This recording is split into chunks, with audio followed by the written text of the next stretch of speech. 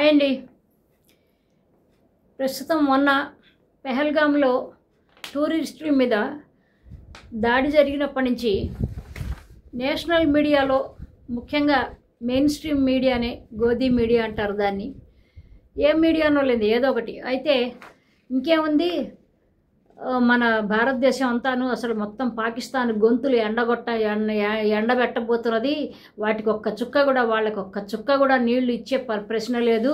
అసలు గ్లాసుల సంగతి, ఒక గ్లాసు నీళ్లు కాదు, ఒక బొట్టు కూడా నీళ్లు వాళ్ళకి ఇవ్వకుండా వాళ్ళు నీళ్లు దాహం అని పట్టుకుని మొత్తం అటు ఇటు చెట్టుకొకళ్ళు పుట్టకొకళ్ళు వెళ్ళిపోయి వాటి చెట్లని పుట్టల్ని కావలించుకోబోతున్నారు. అంత కష్టపడిపోబోతున్నారు వాళ్ళు. చూసారా మన భారతదేశ ప్రభుత్వం ఎంత గొప్ప పని చేస్తున్నది. అసలు మన భారతదేశం అసలు తలుచుకుంటే ఏదైనా చేస్తుంది.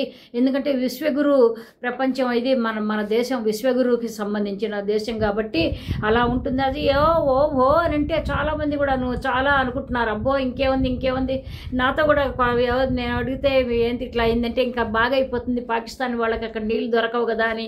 పాపం చదువుకున్న వాళ్ళు కూడా ఇదే అంటున్నారండి. యాక్చువల్గా చెప్పాలంటే ఈ సింధు నది గురించి మనం ఇవాళ మాట్లాడుకుందాం. అసలు ఏంటి ఈ సింధు నది, దాని చరిత్ర ఏంటి? ఎందుకంటే మనం ఆ సింధు నదిని ఎంతవరకు కట్టడి చేయగలుగుతాం, అసలు దాని మీద మనకి ఎంత హక్కు ఉంది అంటే దానికి అది ఏమన్నా ఒక ప్రైవేటు వ్యక్తులకు సంబంధించిందే అది అని అంటే అదెంత మొత్తం కూడాను నేను ఈ వీడియోలో చెప్పబోతున్నాను, జాగ్రత్తగా వినండి. ఈ సింధు నది అనేదండి టిబెట్, చైనాకి సంబంధించింది. అక్కడ పుట్టింది. తర్వాత అది ఇండియాలో ఉన్న జమ్మూ కాశ్మీర్, లడఖ్ ఇట్లా ప్రాంతాన్ని వస్తూ అట్లాగూ ఆఫ్ఘనిస్తాన్ ఇవన్నీ వెళ్తూ పాకిస్తాన్లోంచి వెళ్ళిపోయి తర్వాత అరేబియన్ సముద్రంలో కలుస్తుంది అనమాట. దీని పరిచయం ఇంతే అనమాట, దీని ప్రవాహ పరిచయం అంతే అనమాట. అయితే సముద్ర మట్టానికి 5182 మీటర్ల ఎత్తులో ఉంటుందండి ఇది. అయితే ఆసియాలో పొడవైన నదుల్లో ఇది ఒకటి అనమాట. ఇది ఈ నీటిని చైనా, భారత్, పాకిస్తాన్, ఆఫ్ఘనిస్తాన్ ఇప్పుడు మనం చెప్పుకున్నాం కదా. అది ఈ నలుగురు కూడా 4 దేశాలు పంచుకుంటాయి. ఇది పంచుకోవటం ఏంటంటే ఇంటర్నేషనల్ ట్రీటీలో అంతర్జాతీయ జల ఒప్పందాలకి సమానంగాను దానికి తగినట్టుగాను పంచుకుంటారనమాట. అంతేగాని ఏదో మనం వాటిని మన దగ్గర నుంచి వెళ్ళిపోతుంది, ఎక్కడో టిబెట్ నుంచి వస్తూ మన దగ్గరకు వస్తూ ఇట్లా వస్తుంటే ఆ బస్సు ఏదో వస్తుంది అనుకోండి, ఆ బస్సులు వస్తే మనం ఇక్కడ ఆపటం వెళ్ళేది, ఆ బస్సు అట్లా వెళ్ళిపోయేది, ఏదో వెళ్ళిపోయి అట్లా వెళ్ళిపోవాలి. అట్లాగే నీళ్ల ప్రవాహం కూడా అక్కడ టిబెట్లో నుంచి, చైనాలో నుంచి వస్తూ ఇక్కడ లడాక్, కాశ్మీరు, జమ్మూ కాశ్మీర్ అవన్నీ దాటుకుంటూ అట్లా వెళ్ళిపోతూ ఉంటుంది. చివరికి పాకిస్తాన్ నుంచి చివరికి అక్కడ అరేబియన్ సముద్రంలో కలుస్తుందండి. మొత్తానికి దీనికి ఏంటంటే దీని వైశాల్యం 11,65,000 చదరపు కిలోమీటర్లలో వ్యాపించిందండి. ఈ నది పొడవు 3,180 కిలోమీటర్లు. జీలం, చీనాబ్, రావి, బియాస్, సట్లెజ్ ఈ నదులు, ఈ 5 నదులు కూడాను వీటికి ఉపనదులు అన్నమాట. భారతదేశంలో సింధు నదికి ఉపనదులైన సట్లెజ్ నదిపై బాక్రానంగల్ ప్రాజెక్టు మనందరికీ తెలుసు. బాక్రానంగల్ ప్రాజెక్ట్ అంటే ఎక్కడుందంటే పంజాబ్ బొట్టు వైపు అనమాట. బియాస్ నది మీద పండో ఆనకట్ట, చీనాబ్ నది పైన ఉరి, కిషన్ గంగా ప్రాజెక్టులు కట్టారు. అట్లాగే పాకిస్తాన్లో కూడా సింధు నది మీద తుర్బెల ఆనకట్ట ఒకటి కట్టారు. జీలం నదిపై మంగళ ఆనకట్ట. అంటే ఏంటంటే ఈ 5 నదుల్లో జీలం, చీనాబ్, రావి, బియాస్, సట్లెజ్ పాకిస్తాన్లో ఉంటుందండి. పాకిస్తాన్కి వెళ్ళిపోయింది, అది మన దగ్గర ఉండదన్నమాట. సో ఇట్లాగనమాట అయితే సముద్రంలో మొత్తం పాకిస్తాన్, సింధు, తుర్బెల ఇవన్నీ ఉన్నాయి కదా.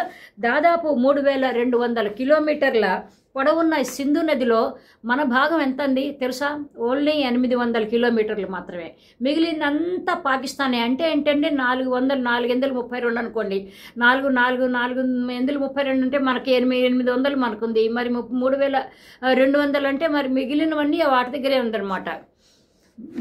24,000 కిలోమీటర్లు వాళ్ళ దగ్గర పాకిస్తాన్ ఉందన్నమాట. ఏంటంటే పాకిస్తాను ముఖ్యంగా వాళ్ళ వ్యాపార రంగం, ఆర్థిక రంగం, వాళ్ళకి మొత్తం కంప్లీట్గా వాళ్ళవన్నీ కూడాను వీటి మీద, ఈ సింధు నది మీదే ఆధారపడి ఉంది. సో దీన్ని ముఖ్యంగా వాళ్ళు ఏమనుకుంటారంటే పాకిస్తాన్కి ఒక జీవనాధారమైన నది అనమాట. వాళ్ళకన్నీ కూడాను పరిశ్రమలు కావచ్చు, జల విద్యుత్ కేంద్రాలు కావచ్చు, లేకపోతే జల విద్యుత్ శక్తి ఇట్లాంటివి, లేకపోతే వ్యవసాయం, ఇవన్నీ కూడాను చాలా ఆర్థికంగాను బాగా అన్ని రంగాలు ఈ సింధు నది మీదే ఆధారపడిందండి. ఎందుకంటే ఎక్కువ భాగం 3/4 భాగం నది ఎంత పొడవుందో 3/4 భాగం పాకిస్తాన్లో ఉన్నది కాబట్టి ఆ పాకిస్తాన్ కాబట్టి ఏంటంటే మనకి ఏమీ లేదు, మనం ఏమీ చెప్పలేము. ఒక్కవేళ మనం గనక పెట్టాలి వాళ్ళకు, అబ్బో చాలా చెయ్యాలి వాళ్ళకి, ఏడనివ్వకూడదు అంటే దీన్ని ఏంటంటే ఇంటర్నేషనల్గా ఏమంటారంటే దీన్ని ఇండస్ రివర్ అంటారండి. మనం సింధు నది అంటాం, దీన్ని ఇంటర్నేషనల్. దీన్ని ఈ సింధు నది జలాలు అక్కడికి ఒక్క చుక్క కూడా పోనివ్వం.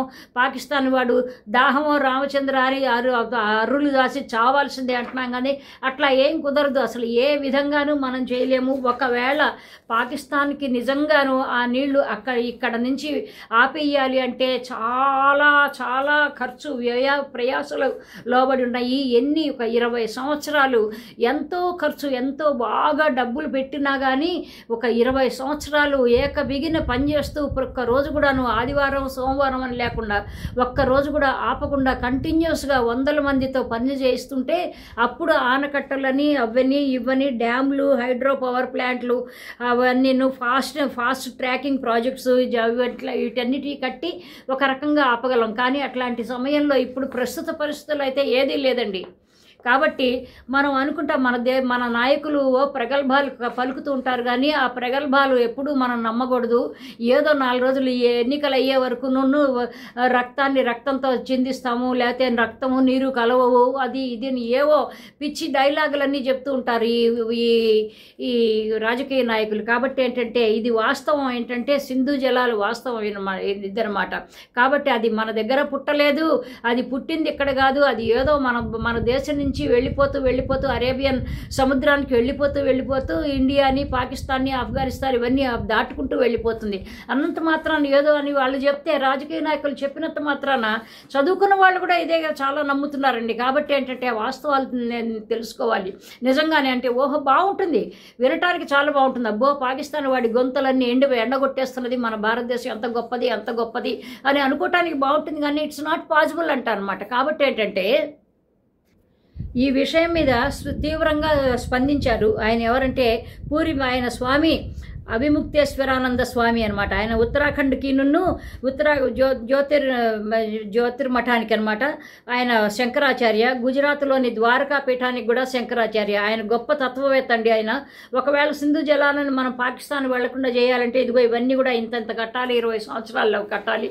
అసలు పైగా ఇంకోటి అడుగుతాను, అసలు మనకి చౌకీదార్ అని వచ్చి మన దేశానికి మన కాపలాగా వస్తా అన్నాడు కదా, మరి ఇంత జరిగినప్పుడు ఇట్లా వినపడు మరి చౌకీదారు ఏమి మాట్లాడటలేదు ఎందుకు?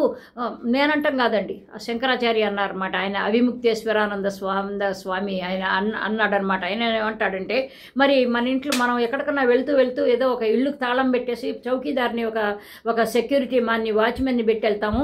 ఏదన్నా ఇంట్లో దొంగతనం జరిగితే మరి ఫస్ట్ మనం అడిగేది ఎవరిని? మరి వాచ్మెన్నే కదా. మరి ఎవరిని అడగకుండా వాడెవడో వచ్చి వాడు వస్తాడు, 140 చాలా గంటలు ప్రయాణం చేసి వస్తాడు, 40 నిమిషాలు దమనకాండ మారణకాండ చేసేసి వెళ్ళిపోతాడు. అప్పటి వరకు మన దగ్గర ఉన్న అసలు మిలిటరీ ఏమైంది, పోలీసు వ్యవస్థ ఏమైంది, అసలు మొత్తం మన సెక్యూరిటీ వ్యవస్థ ఏమైందని ఆయన అడుగుతున్నప్పుడు కొంచెం మనందరం ఆలోచించుకోవాల్సిన విషయం అనమాట. కాబట్టి ఏంటంటే ఏం జరుగుతుందో ఏమో.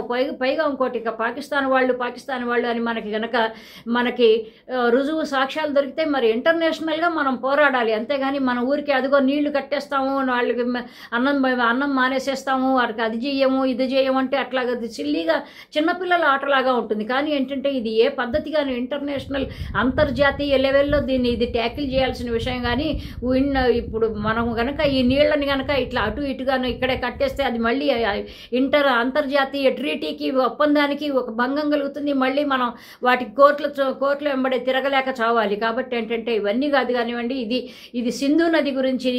సింధు నది ఎలా పుట్టింది, ఎక్కడ పుట్టింది, దానికి ఎవరెవరికి ఎంతంత భాగము ఆ వాటర్ మీద ఎంత హక్కు ఉన్నది అనేది మాత్రమే ఇది మీ ముందుకి తేవటానికి ప్రయత్నించాను. ఇంకో మంచి టాపిక్తో మళ్ళీ కలుద్దాం. బై అండి, లవ్ యూ ఆల్, బై.